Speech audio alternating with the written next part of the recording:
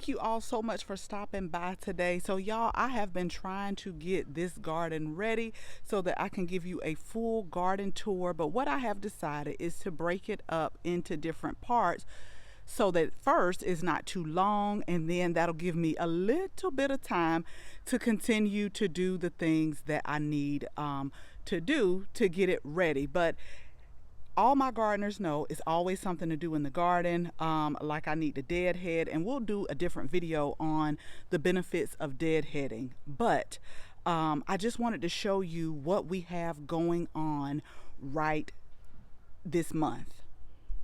I am going to link the video below because this is the new part of the garden that we created last year. And so we started off with a certain size, but I have expanded out just a little bit, and we'll start right here with the Rasied.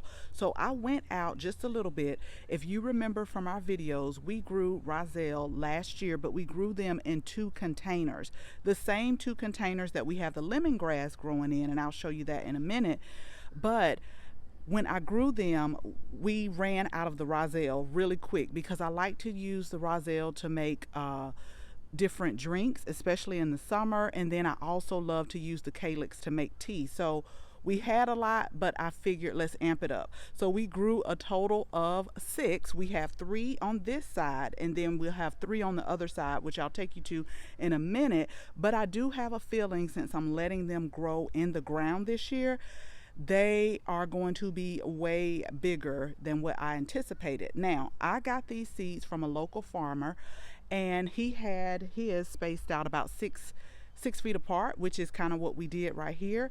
But I'm looking at this middle one, and it is starting to get very bushy. So we'll see what goes on. And we have containers. We have everything in this new part of the garden. We have herbs, we have flowers, and we have vegetables. Y'all know I love to mix them. I see all type of beneficial pollinators that are visiting, and they are enjoying it. You probably didn't catch it. I just saw a hummingbird over here because they love this plant, particularly the hummingbirds do. They absolutely love this one right here, and it's such a beautiful color. And then we have our flowers right here. These are so pretty. They're not sunflowers. I think they're called helianthus, but they really do remind you of sunflowers. Now, I'll do a separate video on why it's important to deadhead, because I definitely need to come in here and do this so that I can get more and more blooms.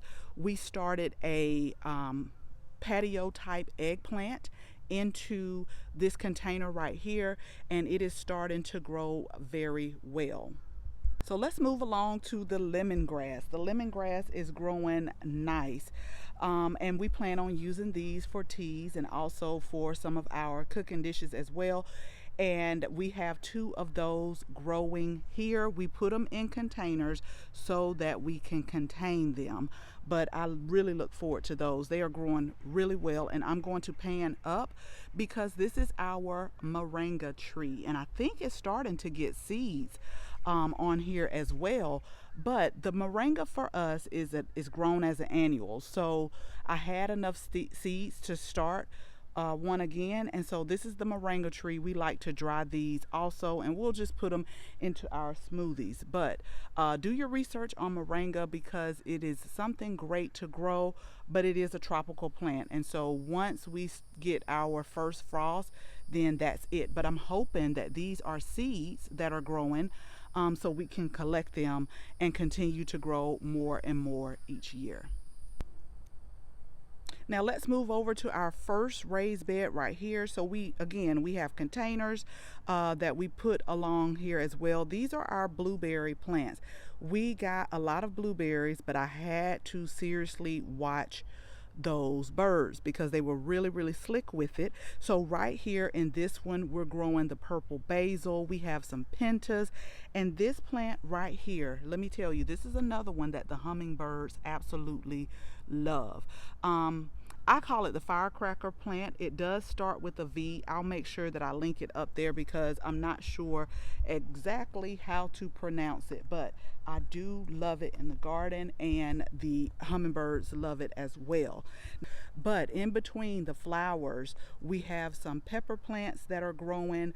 We have the salvia where the birds like. Now I want to focus on this tomato right here. Let me tell y'all about this one. This one is specifically for heat and humidity, which is why I got it. But I notice that every day when it gets hot, I'm just testing it, the leaves curl up. But in the morning, they come back. By morning, they're back okay. And that is okay. You just have to keep an eye on it because a lot of times plants do that because it's so hot, and that is their like defense mechanism as to trying to conserve itself. So it is made for heat and humidity, but during the day, and this is like one of the most hottest part of the day, the leaves do kind of curl and droop, but they bounce back probably every morning that I come check it because I want to make sure that it's not like some type of virus. It has bounced back. And then these are our other plants that we talked about, but I want to tell y'all about this one right here. I've been waiting on the flowers to come. It's supposed to have some beautiful pink and purple flowers growing, and so we trellised it, and I'm really waiting on the flowers, but we're getting lots of leaves, and maybe they will start to flower at a certain period of time, but I am waiting because I think this is going to be so pretty when it does starts to bloom with the flowers. So I have to show y'all this basil. This is, the leaves are like humongous, and this is the one where we topped off in the garden. We always top off things like basil so that it will become bushier and not just grow straight up and become very leggy. But the leaves, you don't need but one, and we'll come out and get one and just like kind of shred it up, or what they call chiffonade it, and put it in our salad, and it's very, very pungent. So let's talk about the second bed right here. We have our Rosa rugosa. So we have a total of 3 of these in the containers. We're specifically growing these so that we can be able to harvest rose hips. And you guessed it, make tea. I love mixing different teas together, different tastes, different benefits. So we're waiting on this one right here because we specifically want it for our the rose hips here. We have a cone flower that we got last year, and it is going so beautifully. Again, we need to make sure that we deadhead, and again, I'll do a separate video so that it'll go into more explanation on why it's important for me, because I love to see blooms. Now this right here used to be where our chamomile was, and it got too hot for the chamomile. For us, we have to grow it when it's cool fall, let it overwinter to spring. So we pulled it, and it smells so good. It smelled like apples. It was so good. And so we put some lemon thyme right here and some peppers. I'll walk back over here because we have some more thyme and a little bit of stevia growing in between the salvia that the bees absolutely love.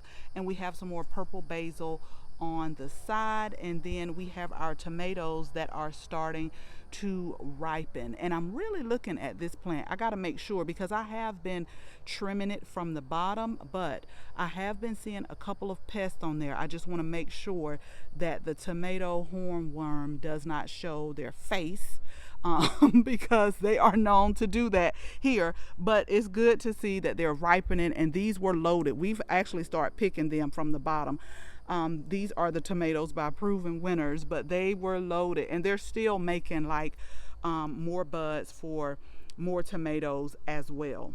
Here is our last bed, another blueberry plant, and then a couple of plants that I need to get planted.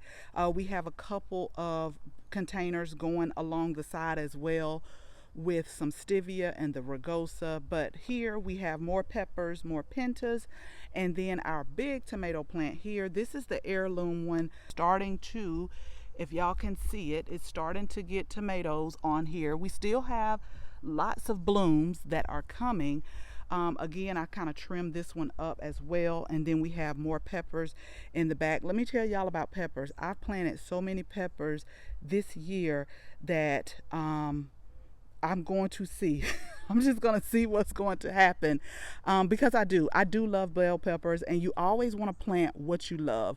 We have an abundance of cucumbers, abundance of bell peppers and tomatoes and herbs, and that's what I like. Always plant what you like. The flower here again with the black-eyed Susan vine. This one we actually planted a little bit late, so it hasn't climbed up like the other ones. But what I thought was so funny is we had the snow peas here last season or during the spring, so we had a couple of volunteers that actually came up. We had one over here, and then it was another one. I've been having to talk to this one because it doesn't want to do right. And then again, we have more peppers, our lemongrass, and look, y'all, we have an olive tree that is bearing olives. I do want to see how big that it gets. I really do. But I thought that was so exciting because I've grown an olive tree before, and this is the first time that I'm actually getting olives on the plant. Here's the other side with more peppers that are coming. We're starting to get flowers on them. And then we have like peppers all over the place. And we also have the other three. These are the other three Rasied plants that we put on this side as well. So we have another entrance, y'all. Okay, I'm putting entrances on the garden with our plant stand with the calibrachoas. But I'm telling y'all, I am on the lookout for a sturdy plant hanger stand. Look at him, he likes it too. But I am not pleased with this one, so I will not recommend it. It was supposed to be like a 4-plant stand, and I only put 2 on here, and when the wind blows it too hard, I'm really trying to find one because I don't want this to fall over. But when the wind starts blowing, I get really scared, and I know I probably should take it down. But so yeah, we won't even talk about that. But I do love the color of these plants, and they are growing well. And then I'll just pan right here to let you see the garden, the containers. We have our roses that I also need to cut back because we get one more flush that is in fall when the weather starts to cool with our roses. But we've done so much with these roses, and they smell so good when the wind blows. And then right up here, we just have our container plants, and then we have our lavender that we also need to deadhead as well. And we're in the process of putting more of the cedar mulch chips down on the ground to help keep out the weeds. This was a weed fabric that I had for years, and so I decided to use it, but I probably won't use it again. We'll just say that. It's a lot of, and that's all a part of gardening. It's a lot of things you find out, what you will do and what you won't do again, and then what you like, and then what you prefer. So yeah, but we're in the process of just like remulching, put a fresh layer of mulch on there to make it look really nice. As always, thank you all so much for watching this video, and I hope you share this video with your family and your friends. If you are not a subscriber, we would absolutely love to have you as a subscriber. So make sure you tap the bell so that you can receive notification each and every time we upload a new video. Again, thank you all so much for watching, and until the next video, bye-bye.